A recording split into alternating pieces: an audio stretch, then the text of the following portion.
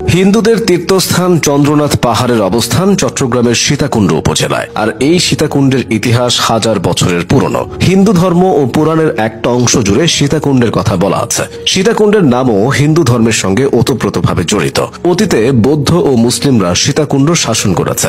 হিন্দু ধর্মের সীতাকুণ্ডের আখ্যান এবং সীতাকুণ্ড উপজেলার হাজার বছরের ইতিহাস সম্পর্কে জেনে নেওয়া যাক। সীতাকুণ্ডের নামকরণ নিয়ে বেশ কিছু মত রয়েছে। হিন্দু সম্প্রদায়ের অনুসারীরা মনে করেন রামায়ণে বর্ণিত সীতা এখানে আগমন করেন এবং একটি কুণ্ডে স্নান করেন, এই কারণে সীতাকুণ্ড নামের উৎপত্তি হয়েছে। অন্য মতে রাম স্বয়ং তার স্ত্রী সীতার নামেই সীতাকুণ্ড নামকরণ করেছিলেন। হিন্দু ধর্মের পৌরাণিক উপাখ্যানে নারদ মুনির ভূমিকা বিশাল।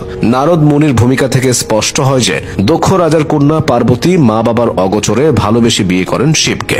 এতে রাজা ক্ষিপ্ত হয়ে ত্রিলোকের সবাইকে আমন্ত্রণ জানান। সেখানে শিবকে জন্য তার মূর্তি বানিয়ে রাজপ্রাসাদের বাইরে প্রহরী হিসেবে রাখা হয়। নারদ মুনি থেকে পার্বতী এ কথা জানতে পেরে নিজে তা দেখতে যান এবং লজ্জায় অপমানে দেহ ত্যাগ করলেন। পার্বতী বেঁচে নেই জেনে শিব পার্বতীর মাথায় নিয়ে প্রলয় নাচন শুরু করেন। এক পর্যায়ে 52 খণ্ডে খণ্ডিত পার্বতীর দেহ 52 স্থানে পড়ে 52টি তীর্থ কেন্দ্রের উদ্ভব হয়। তার মধ্যে সীতাকুণ্ড একটি। পার্বতীর উরুসন্ধির অংশ সীতাকুণ্ডে পড়েছিল বলে কথিত আছে। প্রাচীন ধর্মগ্রন্থ ও ইতিহাস ঘাটলে জানা যায় প্রাচীনকালে সীতাকুণ্ডে মহামুনি ভার্গব বসবাস করতেন। অযোধ্যার রাজা দশরথের পুত্র রামচন্দ্র তার বনবাসের সময় এখানে এসেছিলেন। তারা আসবেন জানতে পেরে মহামুনি ভার্গব তাদের স্নানের জন্য 3টি কুণ্ড সৃষ্টি করেন এবং রামচন্দ্রের এখানে ভ্রমণ তার স্ত্রী সীতা এই কুণ্ডে স্নান করেন।